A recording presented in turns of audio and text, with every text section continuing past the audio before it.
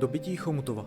Tento den roku 1491 Jan Žižka provedl útok na hradby a brány Chomutova, při kterém jedna z brán povlila a husité vtrhli do města. Když husité vyzvali Židy, aby se nechali pokřtít, tírači vstoupili do svých hořících domů a spáchali hromadnou sebevraždu. Historické údaje o počtu obětí jsou odhadovány na 2200. Husité nechali naživu pouze 30 mužů, aby měl kdo pohřbít chomutovské mrtvé. Okolní města se pod vlivem tohoto řádění raději vzdala. Vražda krále Gustava III.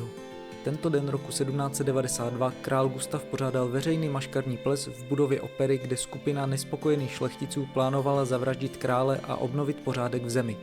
Při průchodu krále přes jeviště atentátník vytáhl pistoli z náprsní kapsy, přiložil ji ke královým zádům a stiskl spoušť. Výstřel pronikl 6 vrstvami oděvů a král Gustav nakonec zemřel na gangrénu, otravu krve a zápal plic. Založení West Pointu.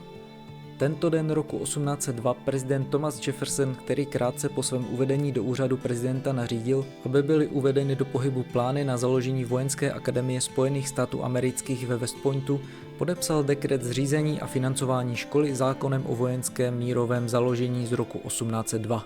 Akademie sídlí v bývalé armádní pevnosti na západním břehu řeky Hudson a leží asi 80 km severně od New Yorku.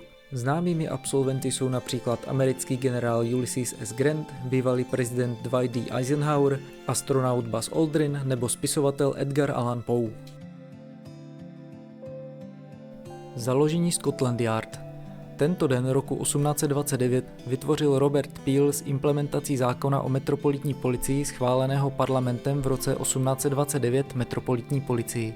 Jméno pochází z umístění původního velitelství metropolitní policie v čísle 4 Whitehall Place, které mělo svůj hlavní veřejný vchod na Westminsterské ulici zvané Great Scotland Yard.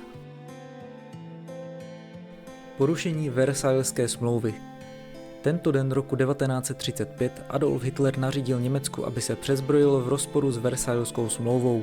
Za účelem vytvoření Wehrmachtu byla také zavedena branná povinnost. Versailleská smlouva způsobila značné ochromení německé ekonomiky na začátku 20. let 20. století. Podmínky smlouvy vedly i k tomu, že německá ekonomika zůstala zranitelná během zničující velké hospodářské krize od roku 1929 až do první poloviny 30. let. Zřízení protektorátu Čechy a Morava. Tento den roku 1939 Adolf Hitler podepsal na Pražském hradě výnos o zřízení protektorátu Čechy a Morava. Výnos byl následující den uveřejněn na prvních stránkách všech českých novin. Důsledkem tohoto výnosu byly rozhlas a tisk podrobeny cenzuře a národně orientované české spolky a politické organizace byly rozpuštěny. Ke každodennosti protektorátu patřil přídělový systém, dvojjazyčné nápisy, přejmenování ulic či třeba konfiskace zvonů k válečným účelům. Masakr ve vesnici My Lai. Tento den roku 1968 nadporučík William L. Coley a jeho četa zavraždili nejméně 300, podle některých zdrojů až 500 vietnamských civilistů v malé jihovietnamské vesnici zvané My Lai.